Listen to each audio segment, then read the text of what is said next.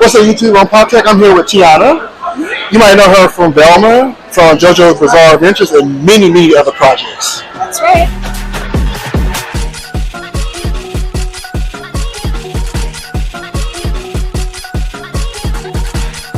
So I got a couple questions for you. Of course. All right, first question is, what got you into voice acting? Well, I was studying theater at Binghamton University, and we have to take Linklater voice just to graduate from the course. And it's very intensive, Meisner-based, very no BS. They are on you about every little thing, and they basically just mold you into a better actor without emotionally abusing you, which is pretty awesome. A lot of the older programs tend to veer into that, but at Binghamton, it wasn't necessarily that I felt supported, but I got the tools necessary in my toolkit to be a better actor, and that was more important than just getting behind a mic. But I did take what I learned in those classes, and I ended up doing my best and doing really well, and just trying my best. You know, it was pretty cool. So you talk about school. So you was in school plays, you sang in the choir. Did you have any stories from you doing that? I actually did theater in college. I did, I did a version of Lysistrata, which is a Greek comedy. It's about women that go on a sex strike to stop war, which is really fun. And we did it in the vein of like, we're a bunch of 1950s housewives. So we were actually kind of like in A-line dresses, looking like really like 1950s. And I thought that was really fun. I also did the Rocky Horror Show, and they gender bent Riff Raff for me, which is really cool. I got to be with really awesome, talented queer performers, and learned a lot from that. There was also I did that. I did a production of Radium Girls, which is about the U.S. Radium Corporation labor rights trial. And I played a few big characters in that, and ended up a Irene Ryan runner-up nominee, so I got to go to KCACTF. There's a lot of like theater stuff I did in college, a lot of stories.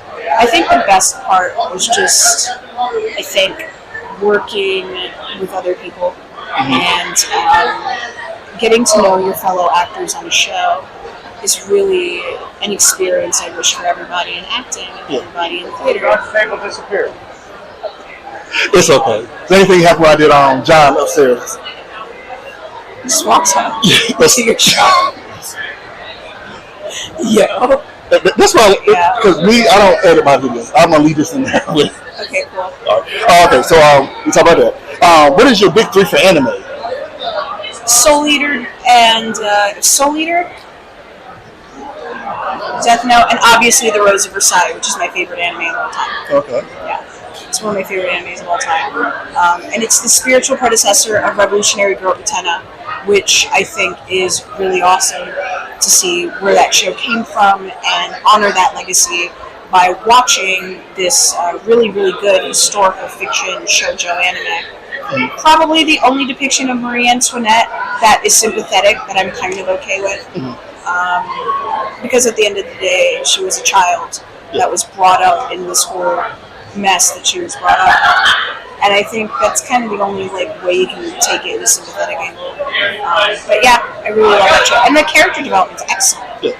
So that was my favorite anime of all time. So Rose of Versailles. And you spoke about Death Note. Did you like the live action? I haven't seen the live action. It's hit and miss. Okay. It's cramming all the stuff into that one part. So. Do you have any advice for people who want to get to the industry? There will be people that can tell you to reach your dreams and do whatever it takes, and you'll make it. That is true of certain kinds of people.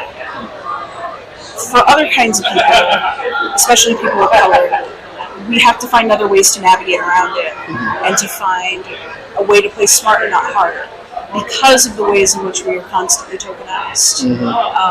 Because of that, we often don't market ourselves the same way as most white actors because of the way this industry works. And, there needs to be more compassion on part of our peers that are white to understand why certain people market themselves a certain way, how certain things are presented, and things like that. There's a reason why we're talking about diversity, and it's because actors from before us are in a safe place where they can speak up and they can stand up for us, and that empowers us to speak from our place and our truth and stand up for ourselves. So if you're of color, it's not impossible. It's just there's different stuff you're going to have to deal with from your white peers. And the other thing too, I hear a lot of people enter this field because they're anxious about being in front of other people, but they want to act. Unfortunately, you will always be up in front of other people. Even in sessions where there's like, it should just be you and a director, there will probably be like 6 or 7 executives on that Zoom call with you, and you have to learn how to be okay with that. And if you're not okay with it, learn how to be okay with it. So that's one of the things I wish more people spoke about when they're leading new people into this field and kind of acting as role models to newer people. I feel like we owe it to those people coming in to be honest about the realities of this industry, instead of just being like, if you just take this bunch of classes, you're going to make it.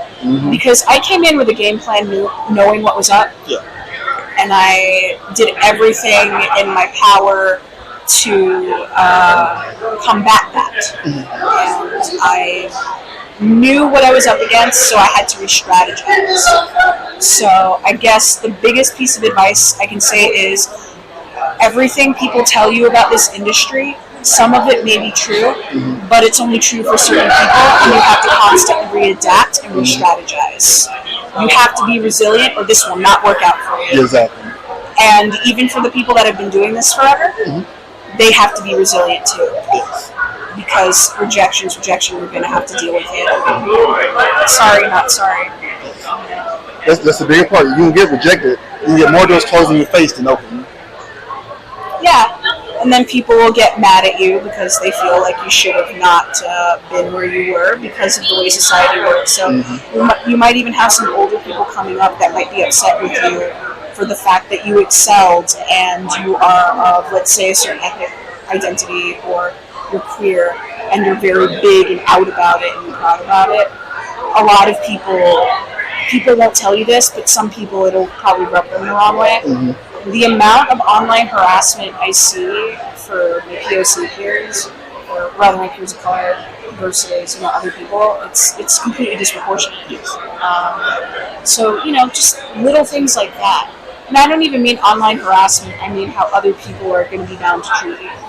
So I just feel like there needs to be more of a conversation about that. Yes. And some people are afraid to have that conversation because it's hard. I'm not. I think that's important. All right. Last thing, you want to promote anything, or do you have any projects you have? Oh yeah, I now voice Lily in Street Fighter 6. Okay. I'm very excited to voice her. She is my baby, and I love Street Fighter. Transformers Earthspark is on Paramount Plus. I voice Frenzy in Transformers Earthspark, so I'm the first ever female iteration of that character, which makes me very, very happy. Just come out, enjoy stuff, watch stuff, and that's it. Have a great time. Well, thank you for the interview. Thank you. And thank y'all for watching. You have a good day.